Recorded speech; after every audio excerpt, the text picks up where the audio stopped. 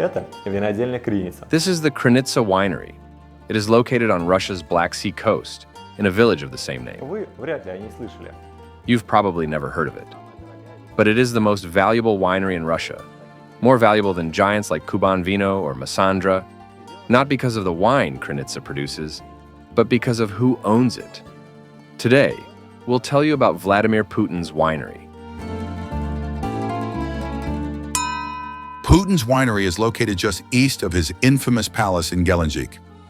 Alexei Navalny described the estate in detail in 2021, along with its $60,000 coffee tables and its $700 golden toilet brushes.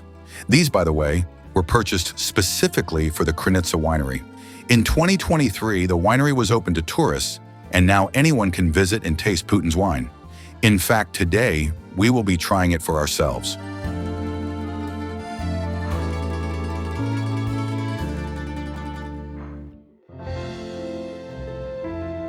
Despite enormous war expenditures and a budget deficit, huge investments continue to be poured into the winery.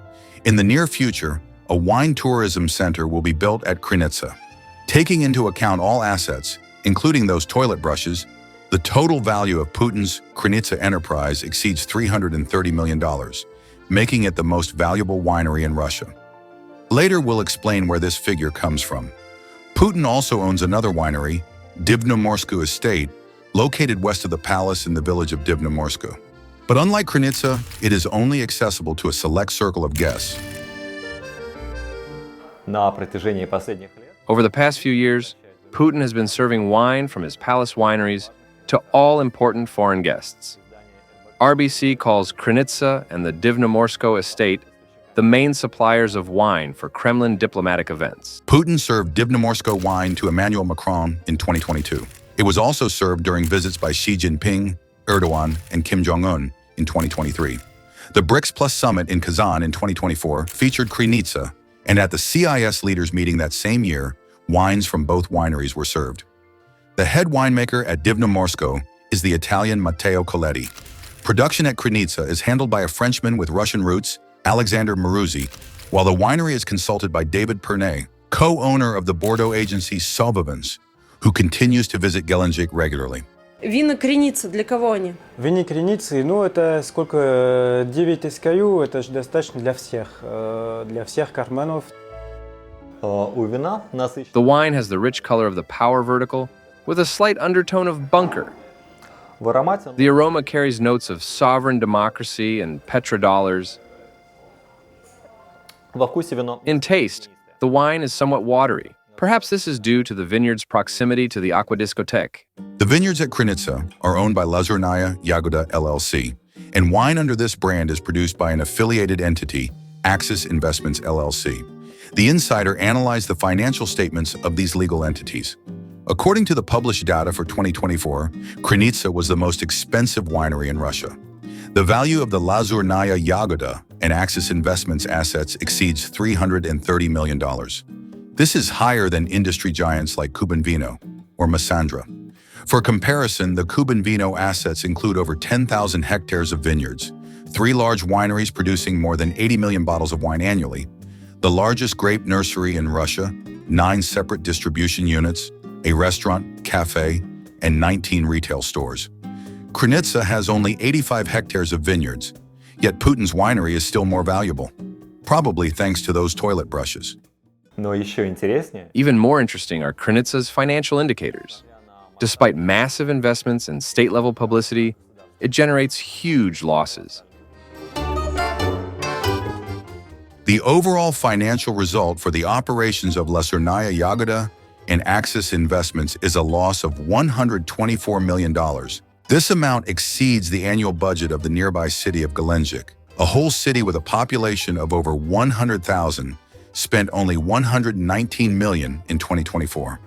например, АО Axis Investments Taking a closer look, Axis Investments had revenue of $1.9 million in 2024, while the production cost of goods sold was $3.1 million, an average loss of 40% on every bottle.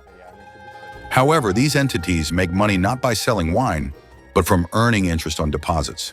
For instance, on January 10, 2024, Divnomorskoe placed a bank deposit of 84.5 million rubles, closing it the next day and receiving interest over 32,300. Also on January 10th, Divnomorskoe placed another deposit of 80 million rubles and closed it on January 12, receiving slightly over 30,000 rubles. In total, throughout the year, the company placed hundreds of deposits in banks, earning a total of over 45 million rubles, just over $500,000. Общая же задолженность The компании total debt of the company that manages all of Putin's wineries amounts to 35.5 billion rubles.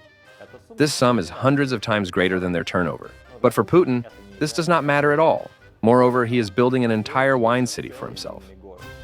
A wine complex called Bely Mys is being built on the Gelendzhik embankment. It will comprise one shop, including the largest wine store in the country, an interactive wine museum, tasting rooms, a school for sommeliers and winemakers, an expo center, 5 cafes, 2 restaurants, 10 tasting zones, and its own waterfront area with a beach. For VIP guests, a private rooftop terrace, and even a yacht pier will be available. The future wine-themed Disneyland will have an area of 40,000 square meters. That is roughly half the size of the Champ de Mars in St. Petersburg, or a third of Moscow's Zaryadye Park. The complex will be built by Velostroy, the same company that handled construction work at Putin's palace just down the road. The project's investor is Bank Russia, which is owned by Putin's close friend Yuri Kovalchuk. Kovalchuk himself owns the Massandra winery in Crimea. In 2020, 6 years after the annexation of Crimea, Massandra was put up for an auction featuring only 2 participants: a state group, a shell company with a charter capital of less than $200, and Yuzhny Proekt, a subsidiary of Bank Russia. The historic Massandra cellar complex, consisting of 9 wine factories, 11,000 hectares of land on the Black Sea coast, including 4,000 hectares of vineyards, plus a collection of 1 million bottles of wine, went to Kovalchuk's Yuzhny Proekt for just $75 million. According to independent estimates, the land alone is worth dozens of times more, not to mention the historic wine collection, which was estimated at 4 billion euros back in 2015. Today, in addition to Massandra, Kovalchuk's entities own the Crimean wineries Novi Svet, Inkerman, Bakhchisarai Wine and Cognac House, and the agricultural firms Zavetnoe and Buryuk. In total, they control over 7,000 hectares of vineyards, more than a third of all vineyards in Crimea. Novi Svet and Inkerman are managed by the same company, A.O. Moyo Vino, which oversees the wineries at Putin's palace. Wine tourism centers are planned at both locations. At Novi Svet, there will be a USSR winemaking museum, a cinema, tasting rooms, and tour facilities. Nearby, a yacht pier, observation decks, a floating bridge, a tourist square, a crafts center, restaurants, and shops will be built. After reconstruction, which is planned to cost 5 billion rubles, Inkerman will include a fountain, amphitheater, stage, tasting hall, and much more. Both projects are also financed by Bank Russia. Я практически исключаю алкоголь, но уж точно стараюсь не употреблять крепких напитков. Путинская страсть к вину Putin's passion for wine has long ceased to be just a hobby. It is a symbol of power, a demonstration of luxury and excess. While millions of Russians live among broken roads and dilapidated houses, the president builds wine-themed fantasy worlds with yacht piers so that he can comfortably sail from Novi Svet to Gelendzhik with a glass of wine. The Insider's journalists continue their work despite pressure from Russian authorities. You can support them by liking this video, leaving a comment, and subscribing to our channel. If you'd like to further support their efforts, consider making a donation by clicking the link in the description below.